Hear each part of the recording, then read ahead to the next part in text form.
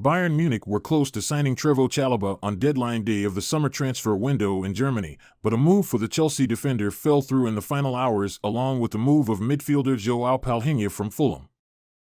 Per Team Talk, as per Adimius and Mia, Bayern and Thomas Tuchel could very well go back in for Chalobah this summer, as the defender has been told by Chelsea that he can leave during the winter transfer window.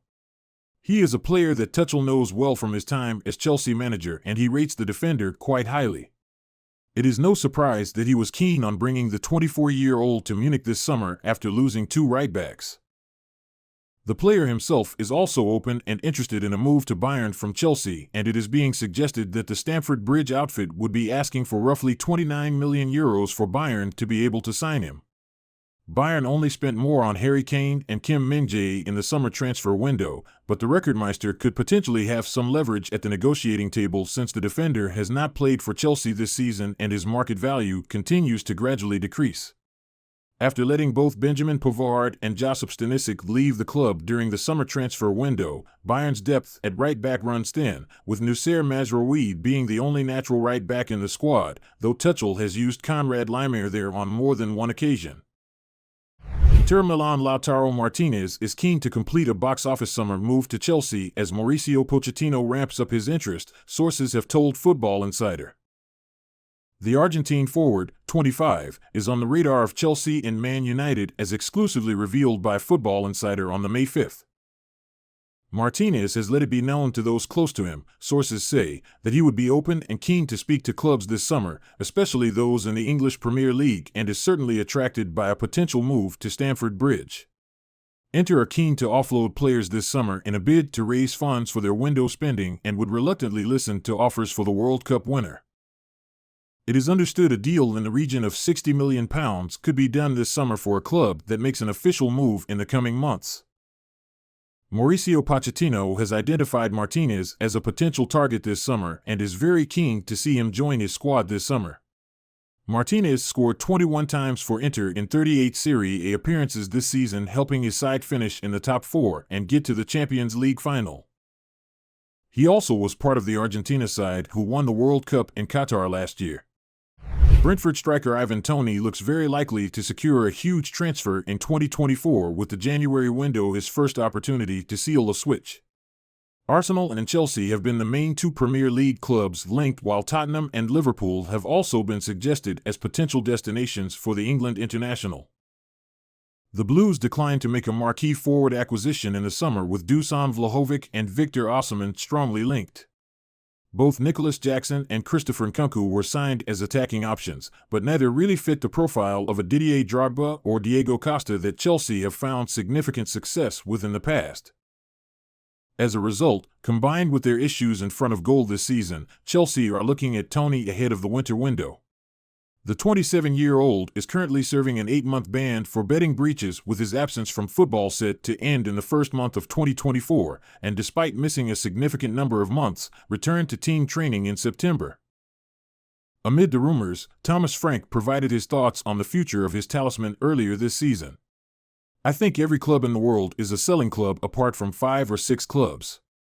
We are a selling club if the right price is there," Frank admitted on Monday Night Football. "I think it's the right timing for the player to go. That is not my decision in the end." Chelsea star Christopher Nkunku may return to individual training by the end of September, but a full comeback is still at least a couple of months away. That is according to well-respected journalist Simon Phillips.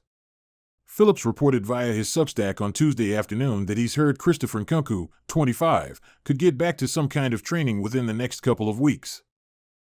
However, he adds that the French attacker is unlikely to be back in full training with the squad until November/December. Phillips wrote, "I'm hearing that Nkunku could return to individual training by the end of next month, and then by November/December should be integrated back into full group training."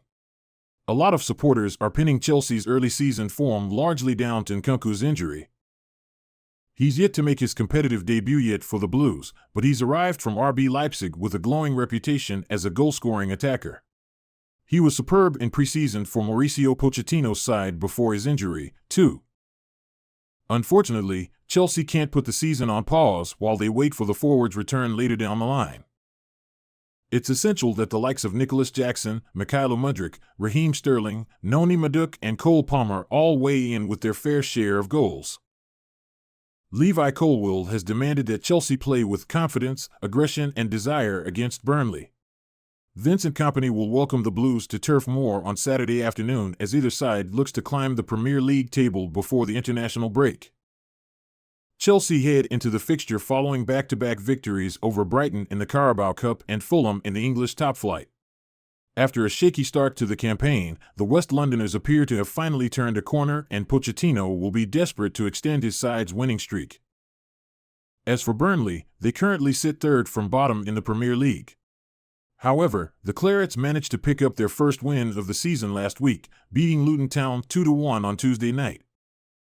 In what could be a difficult clash in Lancashire, Colwill has insisted that Chelsea must remain focused on the task at hand. In an interview with the official Blues website, the Cobham graduate said, "We've played well in the majority of games we've played so far this season. So to go to Fulham and get what we deserved was a good sign. We've got to build from that. We can't take it for granted. We have to go to Burnley with the same confidence, aggression, and desire to get the win. Every game in the Prem is tough, especially for us with the pressure from outside the club. We've got to blur that out, go there and play like Chelsea." Chelsea are monitoring the fallout between Victor Osimhen and Napoli, TalkSport understands. Osimhen's agent has threatened legal action against the Italian champions over a social media post mocking the Nigerian for missing a penalty. As previously reported by TalkSport, Chelsea are admirers of Osimhen and could use the bizarre spat to step up their interest. Manager Mauricio Pochettino has made it clear he wants a new striker in January, and the Blues are also among the clubs showing an interest in Ivan Toney. Brentford would demand a minimum of £60 million for Toney, also on Arsenal's list of targets, but this is expected to rise to nearer £80 million if multiple teams are at the table. The odd video comes after Osimhen helped the Italian team secure a first league title, the club's first in 3 decades. Despite Osimhen single-handedly bolstering Napoli with 31 goals across all competitions, he became the target of a strange, now-deleted video, shared to the Serie A club's official TikTok account. Osimhen's agent Roberto Calenda issued a statement on Tuesday night about the incident. He wrote on Twitter, "What happened today on Napoli's official profile on the TikTok platform is not acceptable. A video mocking Victor was first made public and then, but now belatedly, deleted. A serious fact that causes very serious damage to the player and adds to the treatment that the boy is suffering in the last period between media trials and fake news.